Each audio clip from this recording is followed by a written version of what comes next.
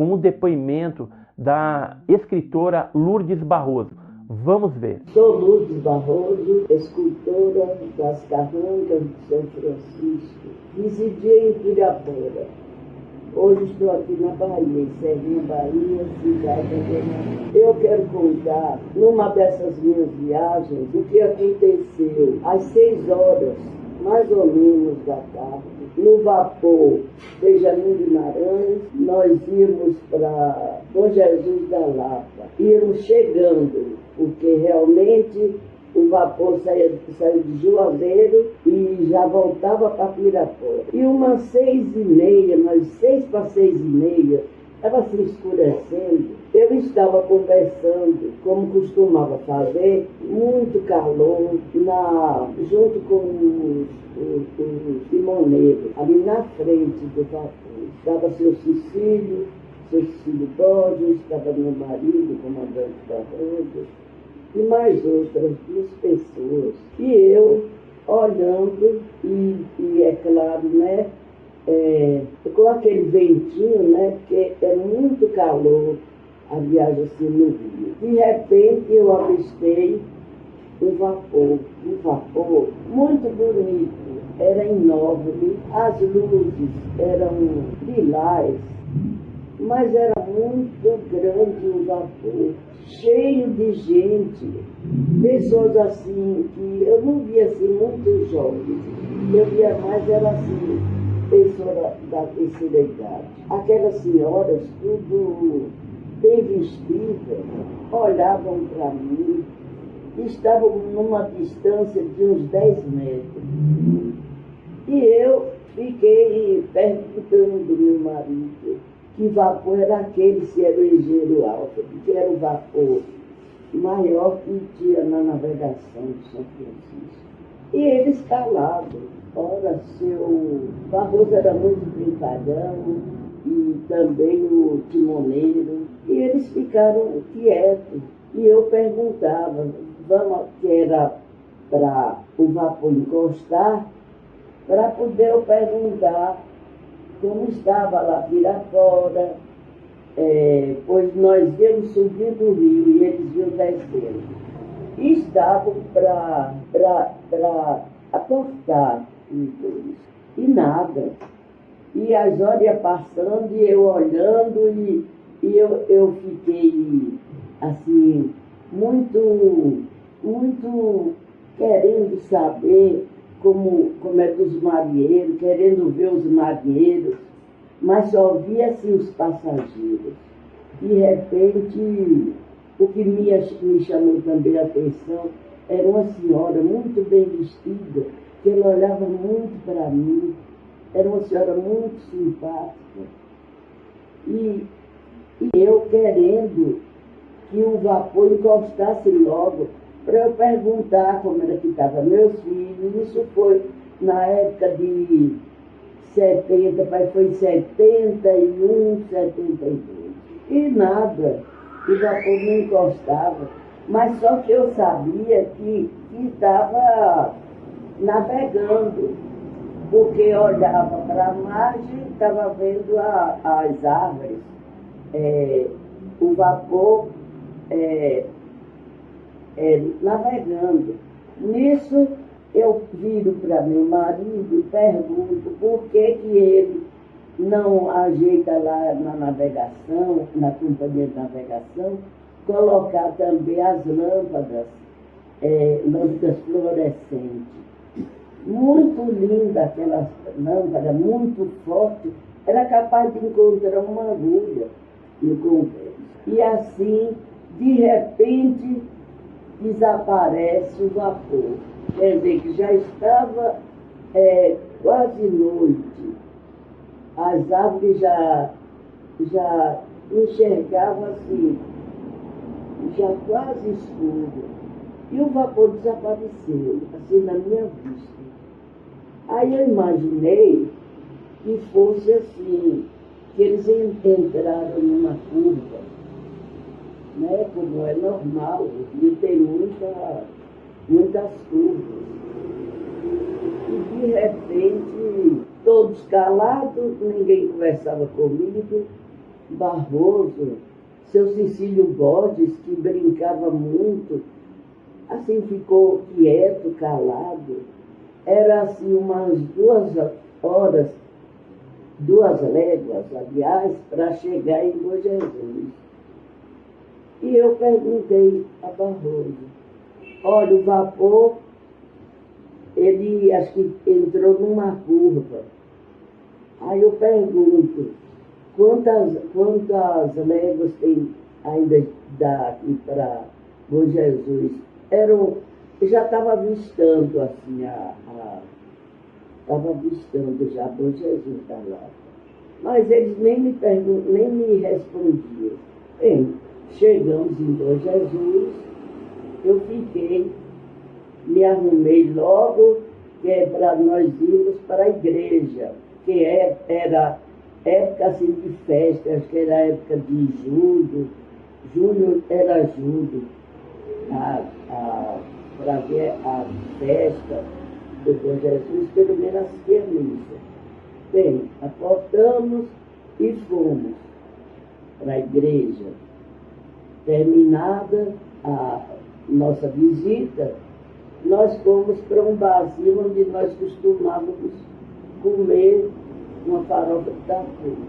E lá eu, como não vi nenhum marinheiro na igreja, eu esperei que nesse barzinho encontrasse os marinheiros, que era para poder eles me darem notícia, inclusive de meus filhos, que ficou com babás e com a minha vizinha, que era a esposa do marinheiro. Fomos, comemos a farofa, nada, marinheiro nenhum. Voltei triste.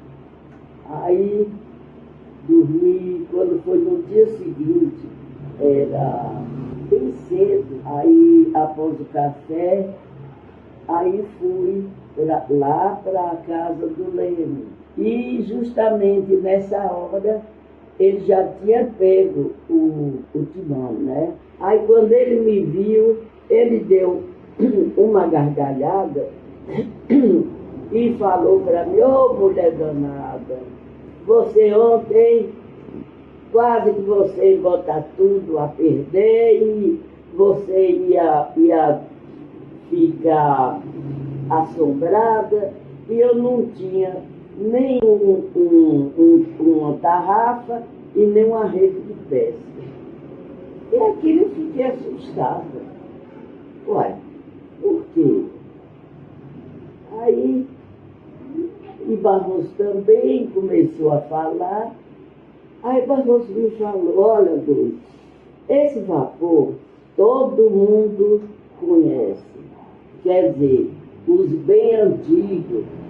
Aí seu Cecílio me falando, olha, eu estava olhando lembrando se tinha alguém aqui com uma tarrafa ou uma rede. Porque se nós contássemos a você, você ia ficar assombrada, era só jogar a rede ou a tarrafa para você voltar assim. Mas não tinha, nós ficamos calados. Aí me falou, há muitos anos, isso, na época, o meu avô já falava desse vapor encantado. Esse vapor, nisso, outros que estavam próximos também falaram. Meu avô, que dizia meu pai, sempre viam esse vapor. Quer dizer, nessa hora, eu fiquei assustada. Né?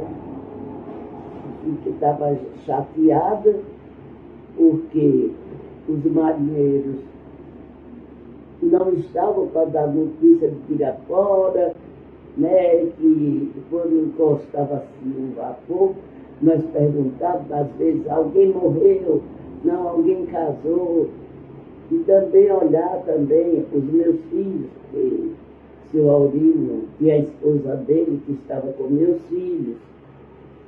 E nada disso aconteceu e foi isso.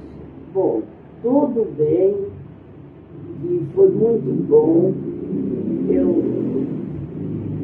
O vapor era muito bonito, porque eu nunca vi um vapor igual. igual, como é lá em Juazeiro, o da navegação não existia, porque o Engenhofe era um vapor muito grande, o vapor mais bonito que eu achava.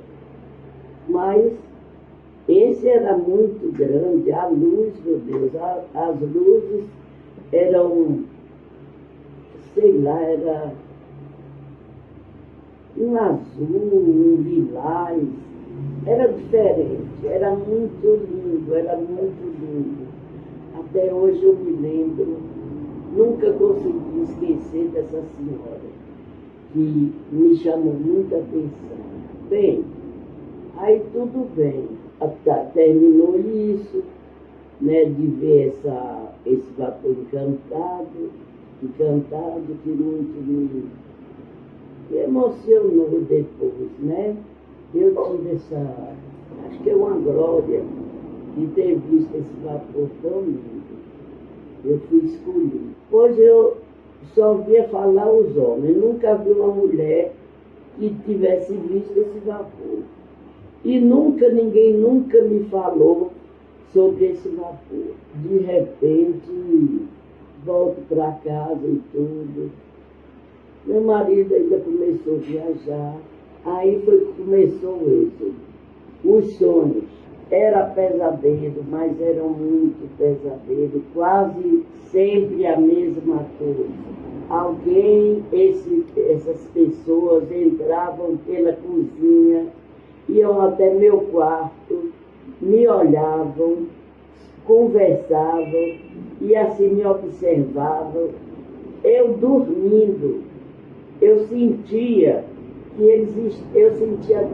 no sonho eu via eles entrando, eles me olhando, eram pessoas alto, magro, tinha homens e mulheres com umas vestimentas cinza prateado, só que a cabeça era assim pontiaguda, e eles me faziam assim, eu tinha muito medo. Me olhavam, isso chamava, outro olhava, e uns ficavam em casa procurando alguma coisa.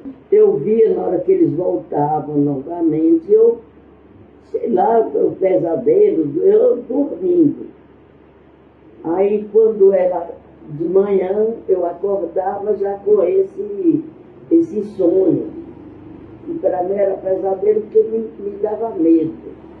E foi passando isso, e foi passando 15 dias, foi passando meses, e a mesma coisa, eu já andava assombrada com essa coisa, sem saber esse significado.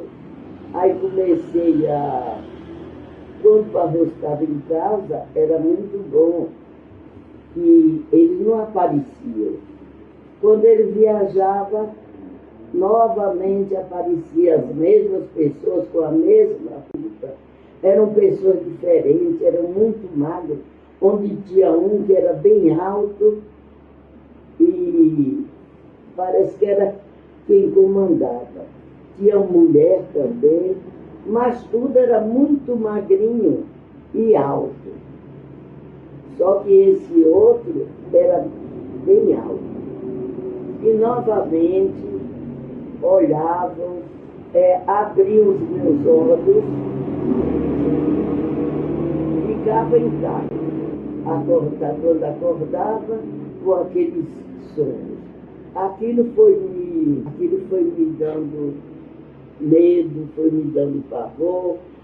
As portas eu já mandava colocar, sei lá, colocar ferro para poder não abrir, e eu fiquei assombrada, muito assombrada, porque eu não sabia o significado disso. Depois de muito tempo, que foi uma luta para essas pessoas desaparecerem. Eu viajava, vinha aqui para a Serrinha, ver meus pais, ficava 1 mês, 2 meses, e não queria voltar porque eu tinha medo. Nem pensar eu podia, porque se eu passasse tempos com o Barroso aí, na hora que ele viajava, que eu pensava e desses pesadelos novamente acontecia. Tudo isso após eu ver esse vapor encantado. E é isso. Aqui tem a Diário de Bordo, entre vapores carrancas, tem um pouco dessa história. Aí quem quiser, quem se interessar, pode procurar aqui na rua Reginaldo Ribeiro, 197, bairro aqui em Serrinha. Aí quem interessar, tem aqui o meu livrinho que eu conto isso. E é assim, aconteceu, sou feliz porque tive esse privilégio, só que até hoje eu gostaria de saber o que eles estavam procurando. Só que depois disso, eu fiquei mais assim para o lado de artesanato. Não tem artesanato que eu não faça. Eu fiquei assim muito sensível a seja qualquer artesanato. E é isso.